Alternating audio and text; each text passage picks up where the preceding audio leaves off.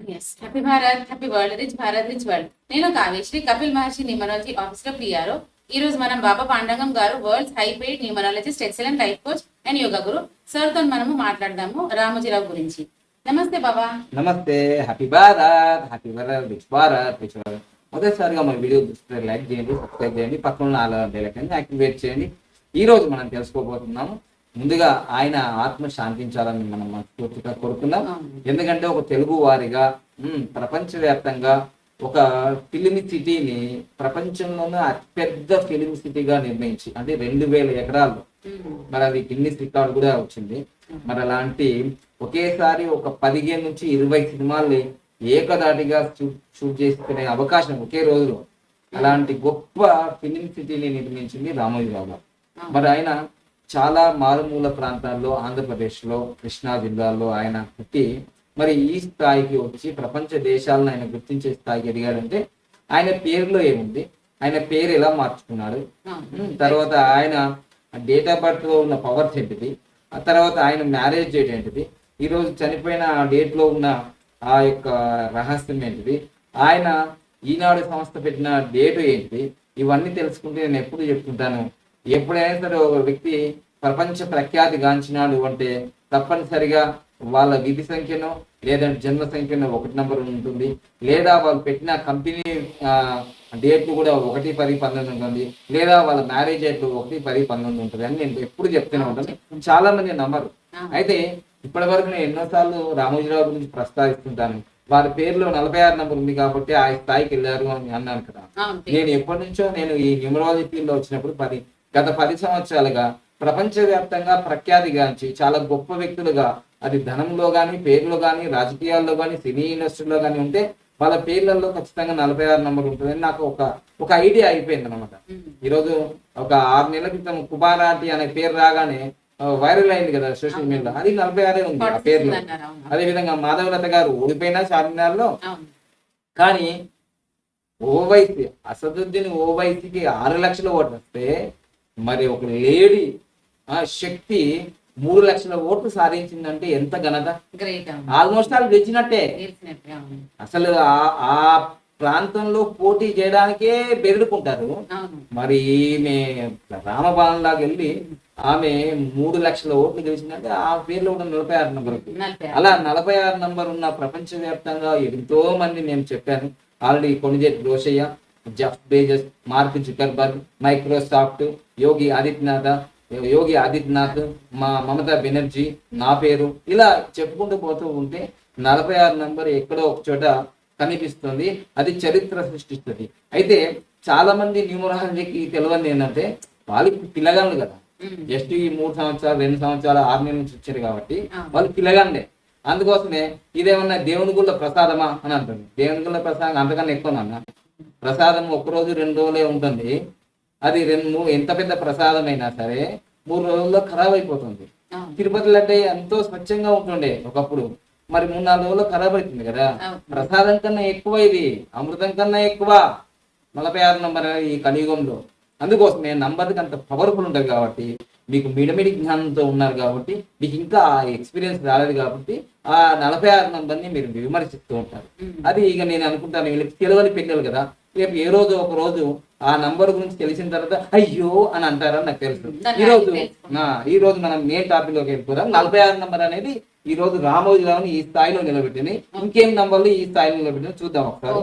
So ఈ విధంగా ఆయన ఇప్పటి వరకు సంపాదించిన నెట్వర్క్ చూసుకుంటే 37,000 కోట్ల, వేలు కాదు లక్షలు కాదు, 37,000 కోట్ల 583 కోట్లు ఆయన ఎర్న్ చేసిన నెట్వర్క్. ఇది లెక్కల ప్రకారం, అంటే లెక్కల ప్రకారం ఎంత ఉంది, లెక్క లేనంటే ఎంత ఉందో తెలియదు. ఓకే, సో నవంబర్ 16, 1936 నేను ఎప్పుడు చెప్తాను, నవంబర్ నెలలో 1వ తారీఖు నుంచి 30వ తారీఖు వరకు ఎవరైతే పడుతుంటారో వాళ్ళందరూ అద్భుతాలు సాధిస్తారు, అపరకు బేర్లు అవుతారని ఎప్పుడు చెప్తా. అక్టోబర్, నవంబర్, డిసెంబర్ ఇవి చాలా అద్భుతమైన నెలలు. తర్వాత మార్చ్, ఇంకా ఒక్కదానికి ఒకటి ఉంది, ఆల్రెడీ నేను వీడియోలు చేశాను. యోగితా పాండలోకి వెళ్ళి ఏ నెలలో పడితే ఏంటిదని చూసుకోవడం. తర్వాత నవంబర్ 16, 1936 ఇది మొత్తం క్యాలిక్యులేషన్ చేస్తే 28 వస్తుంది. 28 నెంబర్ ఎప్పుడైతే వచ్చిందో అది 2 and 8 అంటే ప్లస్ 10 అవుతుంది, అది 1 అవుతుంది. అంటే 791. ఈ 791 వచ్చిందంటే 7 అంటే ఏంటిదంటే బాగా థింక్ చేస్తుంది, రీసెర్చ్ చేస్తుంది, జరగబోయేటి ముందే తెలుస్తాయి కాబట్టి 30-40 సంవత్సరాలకు ఏం కావాలో ముందే తెలుస్తాయి వీళ్ళకి. అలా తెలిసినాయి కాబట్టి 1 నెంబర్ ఉంది కాబట్టి దాన్ని ఆచరణ చేస్తుంది, యాక్షన్ లోకి తీసుకెళ్తారు. సో అందుకోసం ఇక్కడ రామోజీరావు గారి బర్త్ చార్ట్ లో చూస్తే 4 యోగాలే ఉన్నాయి. 4 యోగాలే ఉన్నాయి కానీ చనిపోయేటప్పుడు ఎన్ని యోగాలతో చనిపోయాడు, దాదాపుగా 12 యోగాలు. చనిపోయేటప్పుడు 12 యోగాలు. జూన్ 8వ తారీఖు 2024 ఉదయం 4:50 మరణించారని మనకు వార్తలు వచ్చాయి. సో ఇక్కడ మీరు గమనించాల్సింది ఏంటంటే ఎప్పుడైనా సరే 1 అనేది ఎప్పుడైనా వచ్చినా దానికి అపోజిట్ నంబర్ డేట్ ఏదైతే 8, 11, 26 డేట్లు వస్తే ఖచ్చితంగా వాళ్ళకి మరణం. అంటే ఇప్పటికి కూడా రామోజీరావు గారి ఏజ్ వచ్చేసి 88. సో 2 8 వచ్చినాయి చూడండి. అంటే 8 అనేది ఎప్పుడు మారకం అన్నమాట, నెగిటివ్ అన్నమాట, అంటే మరణానికి గుర్తు. అదే విధంగా ఈ రోజు శనివారం, సో ఇది కూడా 8. సో ఈ 1కి ఇదిగో ఈ 8 రావడము, మళ్ళీ మొత్తం గుర్తే కూడా 4 రావడము, ఇవన్నీ కూడా కొంచెం ఇబ్బంది చేసేది. 8 and 4 అనేది మంచిది కాదు, ఆల్రెడీ జరిగిపోయింది ఆల్రెడీ. సో కానీ ఈయన మరణించిన తర్వాత రామోజీరావు గారు చాలా గొప్ప వ్యక్తి. ఆయన నేను ఒక్కసారి కూడా కలవలేదు, కానీ నేను 2015లో ఈ టీవీ ఛానళ్ళకి ఇంటర్వ్యూ కోసం నేను అప్పట్లో ఈటీవీ2 యోగా అనేది ఒకటి స్టార్ట్ చేసినాను. అప్పుడు ఈటీవీ రకరకాల ఛానల్స్ ఉన్నాయి కదా, ఈటీవీలో యోగా కార్యక్రమం వస్తుంటే నేను పోయినాను అన్నమాట. సో అక్కడికి వెళ్ళిన తర్వాత అక్కడ కూడా అవకాశం రాలే, మళ్ళీ వారు వేరే చోటు పంపించారు ఏదో అనుకున్నాం. మొత్తం అయితే ఆ రామోజీ ఫిలిం సిటీ దర్శించడానికి 2015లో నాకు ఒక అవకాశం వచ్చింది, నేను వెళ్ళాను. అప్పుడు రామోజీరావు గారిని చూడకుండా ఫీల్ అయ్యాను, అబ్బా ఇంత గొప్ప ఫిలిం సిటీని కట్టారు ఆయన అని ఆ ఫీలింగ్ అయింది. కానీ లోపలికి వెళ్ళి అంత చూసి వచ్చిన. సో ఈ విధంగా అప్పుడు నాకు గుర్తుంది. సో ఇప్పుడు నేను చెప్పేది ఏంటంటే ఆయన ఎన్నో అంటే లాంగ్వేజ్లలో, అంటే కన్నడ, తర్వాత తమిళ్, తెలుగు, మరాఠీ, ఒక 15 లాంగ్వేజ్లలో ఛానల్ తీసుకొచ్చాడు.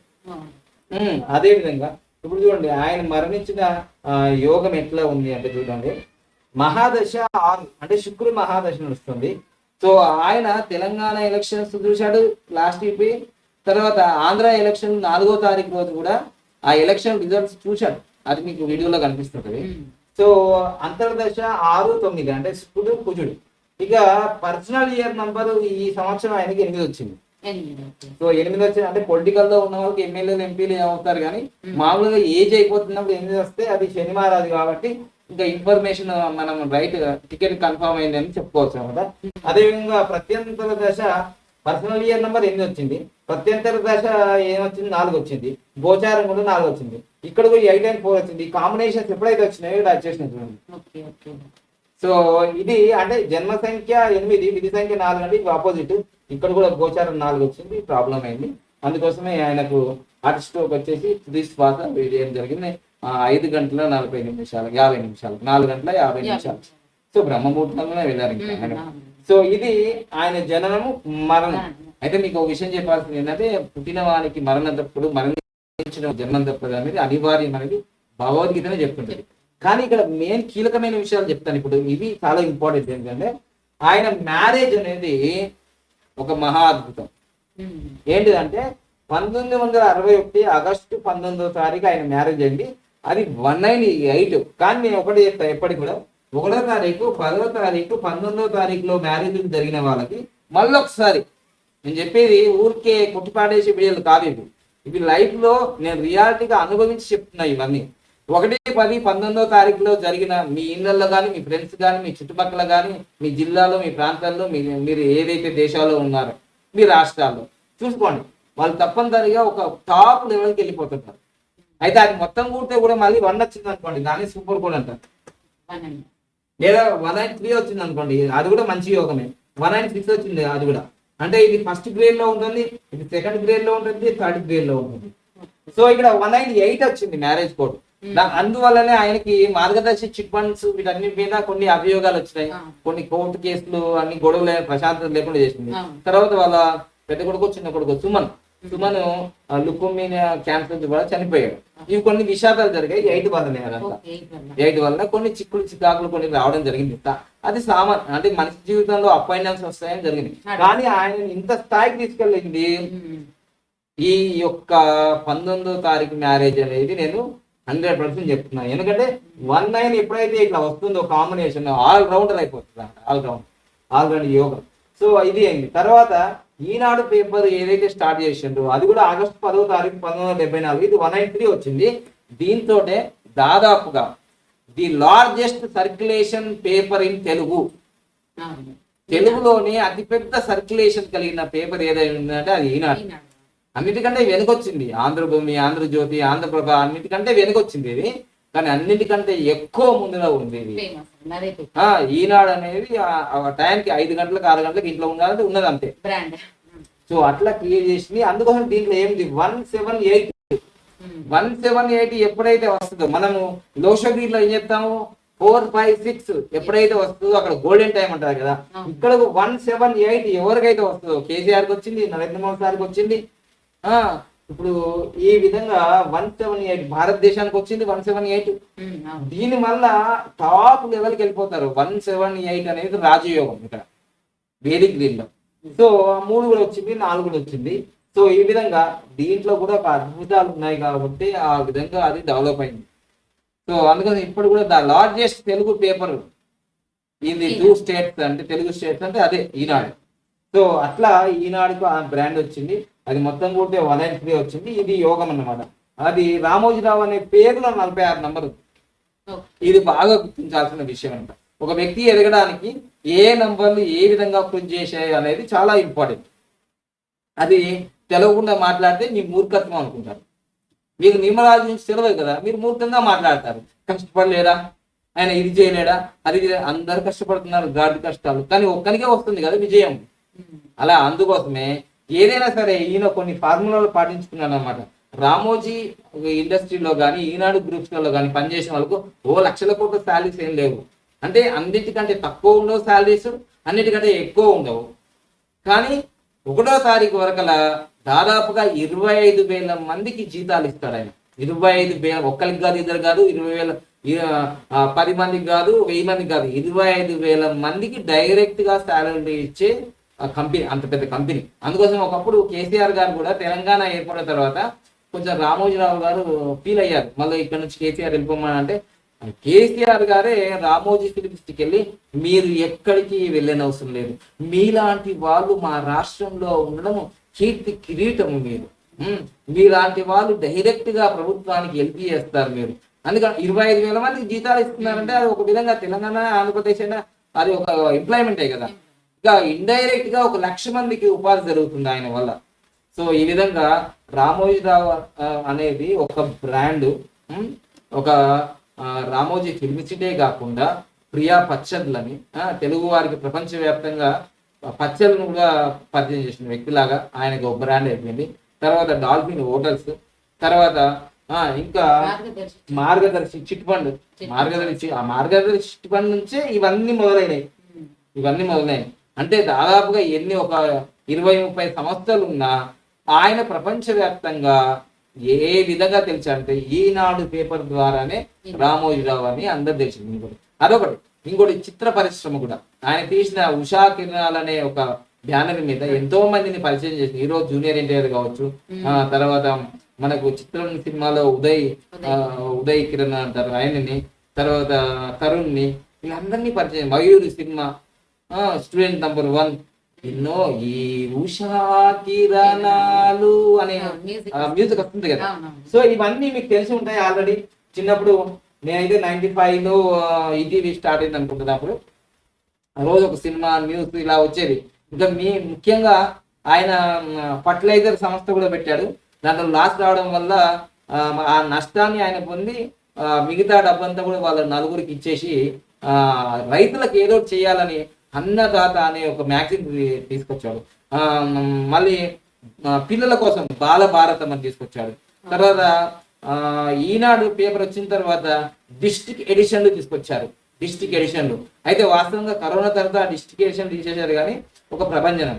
తర్వాత ఈనాడులో ఏదైతే వార్త వస్తుందో అదే నిజమని నమ్మేంత విధంగా చేశాడు.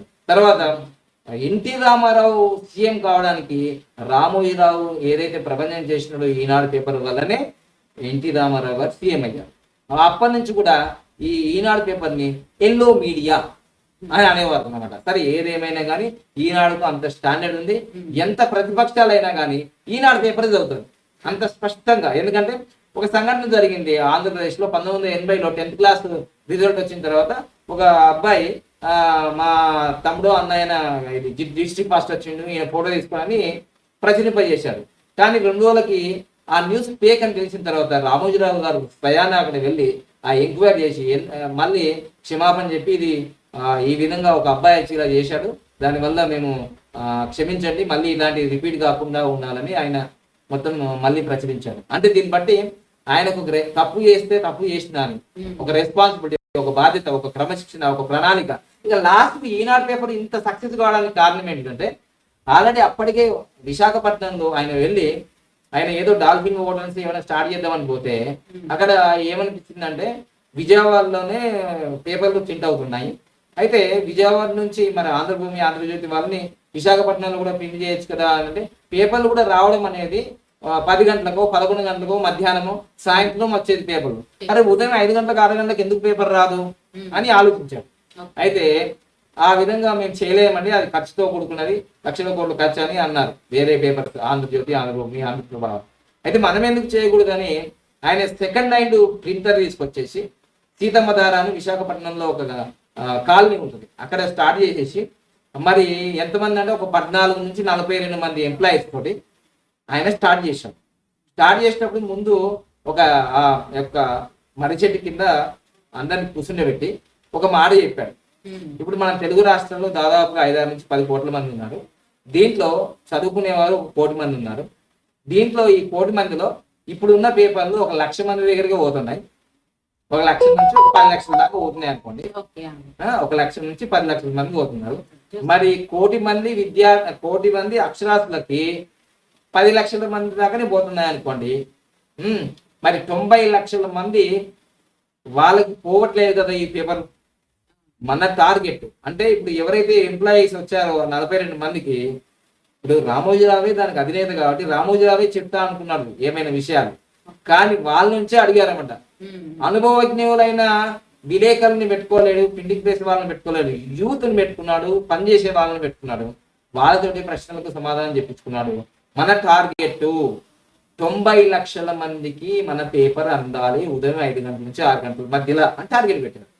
సో ఆ టార్గెట్ తోటే మొత్తం ప్రభంజనంగా విశాఖపట్నం నుంచి విజయవాడ, విజయవాడ నుంచి హైదరాబాద్, హైదరాబాద్ నుంచి కరీంనగర్, నిజామాబాద్, మహబూబ్ నగర్, ఆదిలాబాద్ అన్ని జిల్లాల ఎడిషన్లు వచ్చేసాయి. భారతదేశంలో ఇప్పుడు చూడండి మొత్తం ఆంధ్రప్రదేశ్లో అన్ని డిస్ట్రిక్ట్లలో ఈ ఎడిషన్ ఉంది ఈనాడు.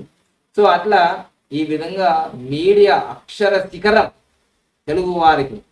సో ఆ విధంగా చేశారు. తర్వాత ఇంకా వసుంధర, తర్వాత సండే మ్యాగజైన్ తీసుకురావడము, డిస్ట్రిక్ట్ ఏషియన్ తీసుకురావడము, మొత్తం ఒక జర్నలిజం స్కూల్స్ కాలేజీలు తీసుకురావడం, ఒక ప్రభంజనం చేశాడు. ఏం చేశారు, అక్షర మాంత్రికుడిగా చిలుకుతారు కదా ఇట్లా విషయాన్ని చిలికితే మరి అమృతం వస్తుంది. అలా అక్షరాన్ని అమృతంగా మార్చుకున్న వ్యక్తి, అక్షర యోధుడు, అక్షర శిఖరం రామోజీరావు. అంటే ఒక పేద రైతు కుటుంబంలో పుట్టి, ముఖ్యంగా ఆయన పేరు గురించి చెప్పలేను కదా, ఆయన పేరు వాళ్ళ తాత పేరు, అంటే వాళ్ళ తాత చనిపోయిన తర్వాత 13 రోజుల కింద పుట్టాడు. రామయ్య వాళ్ళ తాత పేరు. వాళ్ళ తాత పేరు రామయ్య. అయితే స్కూల్లో ఫస్ట్ క్లాస్ చేరినప్పుడు నీ పేరేంద్ర అని వాళ్ళ టీచర్ అవుతే నా పేరు రామోజీరావు అని పెట్టి ఆయన చెప్పేసుకున్నాడట. తర్వాత అదేంటి స్కూల్లో వెళ్ళిన తర్వాత ఎందుకు మళ్ళీ వాళ్ళ అమ్మ నాన్న అడిగారట. అడిగితే నాకు రామయ్య అనే పేరు ఓల్డ్ గా ఉంది, నాకు నచ్చలేదు, రామోజీరావు అని చెప్పాను. ఇక వాళ్ళ ఫ్రెండ్స్ తో కూడా మేము కూడా నేమ్ కరెక్షన్ చేసుకుంటా అంటే ఇక్కడ వస్తారు కదా, నేను నేమ్ కరెక్షన్ చేస్తాను కానీ వాళ్ళ ఫ్రెండ్స్ తో కూడా చెప్పండి ఇట్లా చెప్పండి అంటే ఎవరు చెప్పారు కదా. కానీ రామోజీరావు ముందు చూపు తోటే ఏం చెప్పాడు తెలుసా, నా పేరు రామోజీరావు అని పిలవని రా అని ఫ్రెండ్స్ కి చెప్పారంట. తర్వాత వాళ్ళ భార్య పేరు కూడా 1961 ఆగస్టు 19 వివాహం చేసుకున్నారు కదా, వాళ్ళ భార్య పేరు కూడా రామమ్మ. రామమ్మ ఏదో బాగలేదు ఓల్డ్ నేమ్ లాగా ఉంది, రమాదేవి అని పెట్టారన్న. సరే పేర్లు మారితే జీవితం మారింది. సో సో ఈ ఈనాడు పేరు కూడా చాలా ఆచితూచి ఏం పేరు ఇప్పుడు ఆంధ్రభూమి, ఆంధ్రజ్యోతి అన్ని ఆంధ్ర ఆంధ్ర వచ్చినాయి కదా. అరే మనం డిఫరెంట్గా ఉండాలని అప్పుడు హిందీలో ఈనాడు అంటే హిందీలో ఒక వేరే పేరు ఉందండి. ఆజ్ తక్క ఏదో ఉన్నది. ఈనాడు అంటే ఈ రోజు కదా, ఆజ్ ఆజ్ అనే పేపర్ ఏదో ఉందంట. అరే ఆజ్ అనేది ఏం లేదు, ఈనాడు అంటే ఈ రోజు, ఈనాడు అంటే ఈ రోజుదే అని ఒక డిఫరెంట్ ఆలోచన పెట్టాడు. అది న్యూమరాలజీలో కూడా ఈ అనే దానికి 500 మొత్తం 1000 అవుతుంది. దీంట్లో వైబ్రేషన్ ఉంది. దీనికి తోడుగా ఎన్నో అపోజిట్ వార్తాపత్రికలు అది కూడా వచ్చింది. కానీ ఏమైంది, దానికి అపోజిట్ వచ్చి వెళ్ళిపోయింది 1990లో. దానికి సమానంగా వచ్చింది వార్త. ఏమైంది, వార్త లేకుండా.